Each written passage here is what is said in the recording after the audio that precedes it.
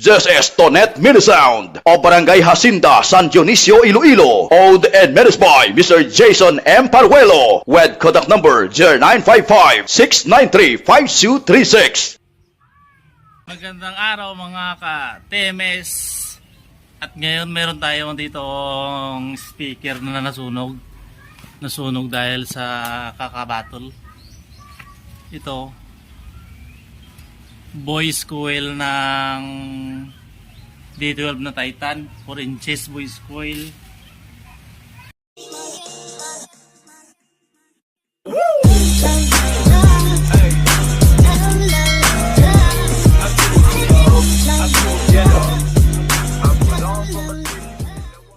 Ito po yung Titan, no?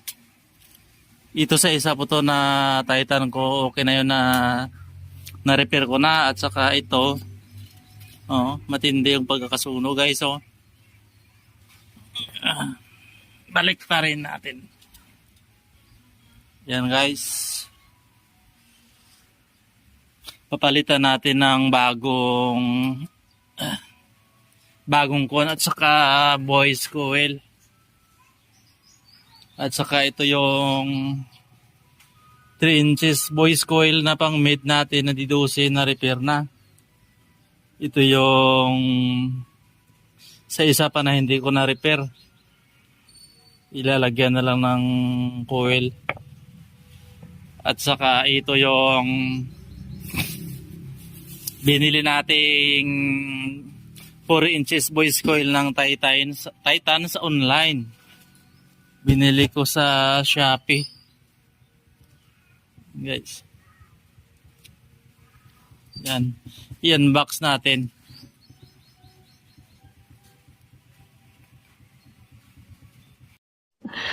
Sana all. Hello guys. Ito na po yung voice coil natin na 4 inches. Galing Shopee. Hi Tonet. This is my little Tonet. Pagwapa Danay. Hi Danay, hi sa kanila Nay. Hi. Ga-vlog si Papa. Are, buksan ni Papa yung voice coil ng speaker mo. Nasunog kasi sa sa pagbattle namin ni Papa sa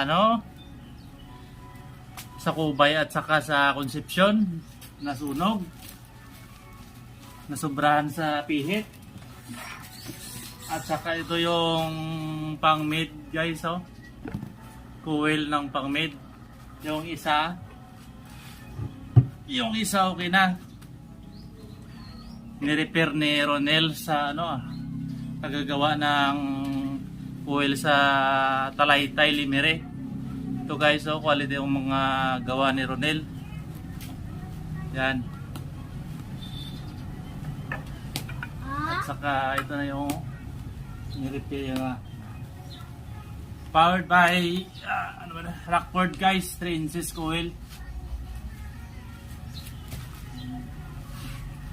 Rockford lang ang mid-high nito net. Saka ito yung nakaraan, nasira. Nabali. Nabali ng Challenger C20. Challenger C20 lang yung niya yung bao namin, pero sunog nasubrahan. At ito guys yung wait lang to, yung original voice coil pala ng Titan Audio, Titan na D12. Yung original coil niya, binilhan ko na lang kasi supportive naman yung yung sealer natin na Titan Audio Products. Open the box, Papa. Oh yes, let's open the box. A few moments later. Unbox na tangin mo nga coil. I-unbox na. Ginpalupok mo man naman. Oh, hay na diyo. Way ka di gambalo. Naton gibuksan ko na ang box. ang unod ya coil. Okay, i-unbox na naman ito net kung ano gid man ni ang unod. Kung ano talaga ang unod nito. Kay Papa. Kay Papa. Kunti na Papa. Guntingin natin. Guntingin natin at malaman natin kasi excited na si Tunet na makita ang kanyang voice coil na brand new. Oh my box. Original by Titan. Original voice coil by Titan. B12, 2 mags, 1,200 watts, max power. Magpaya. Max power. Magpaya Papa. Pure copper in and out winding. Oh, ano ito? Ini. Ano itong laman niya? Oh, tingnan nyo naman guys. Hindi, wait lang, hindi. Tingnan nyo guys. Ganito mag-secure mag-box sealer ng ating mga voice coil. Diba? Balak pa. Mga, okay, ganda na guys. Oh. Lapo. Oh. Brand new. Malapok ako. Malupok. Malapok ako sa amin. Itakpan natin muna ito, Net. Itabi muna natin ito sa gilid at baka kumalat. May aswang na da. May aswang na da. Ipatalikod na lang ako. I-open natin dito sa mga subscriber natin, no? At sa mga subscriber pa natin to, Net. Ito, tumantanay, please. Please subscribe my YouTube channel kung bago ka pa lang. Para updated ka sa aming mga video nito, Net. Mag-subscribe ka na sa aming YouTube channel. Ow! Ito na guys. Ha! Hindi. Wag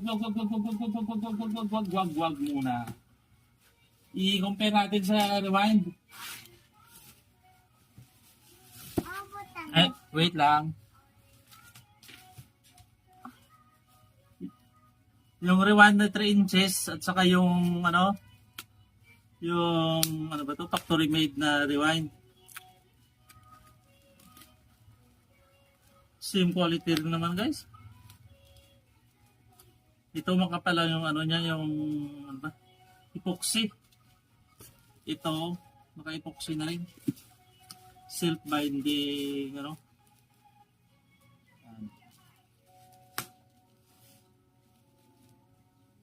Back to original voice coil tayo guys. Ha?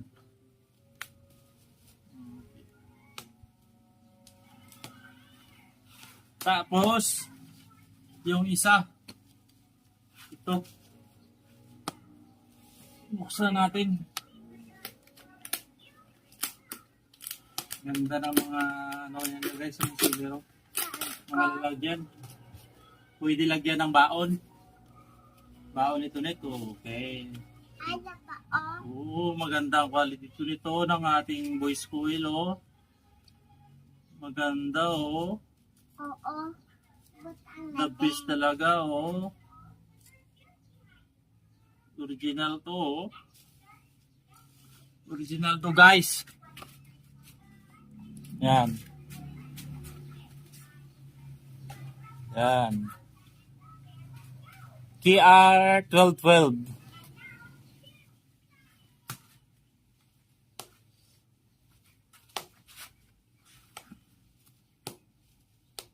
Okay, malaki na rin. Okay. Malaki na rin yung ano guys, rewind niya na ano na wire.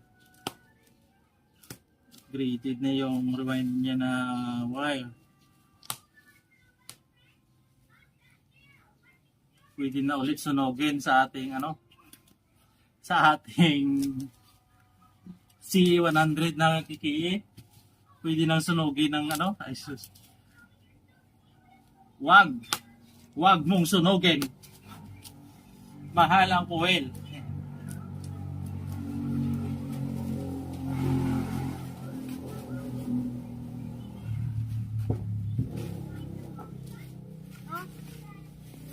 Bitang lang ta. Mga ano na karon, malaptan na karon. Malo pa. Magpok na karon. Ito na guys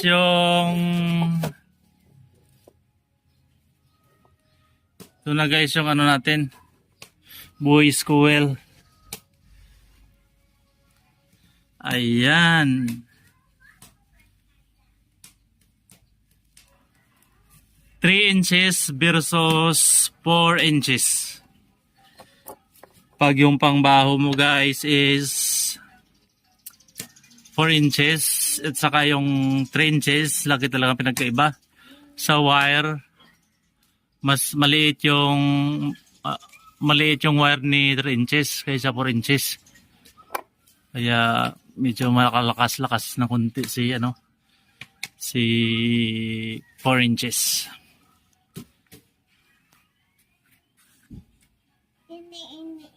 So guys, nakita na natin yung ating boys coil na binili sa Shopee. KR1212.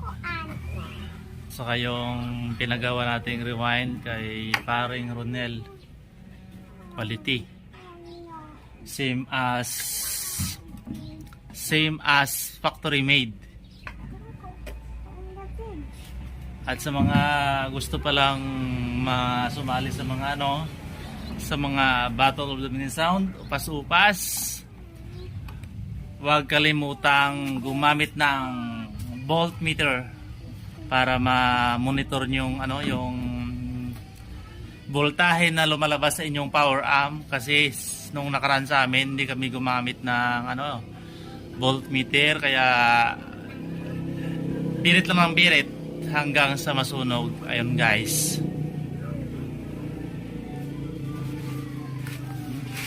kita nyo naman dito, sunog na sunog. Sunog na sunog. Saka i-vlog ko na lang ito sa aking next video, yung pagkabit natin ng voice coil sa ating D12 na Titan 2 mags. Hanggang dito na lang guys, at kung bago ka sa aking YouTube channel, huwag kalimutan mag-subscribe at mag-share para palagi kang updated sa aking channel. Salamat. Donate, bye-bye na sa mga sa mga subscriber. Nahiya na yung anak ko.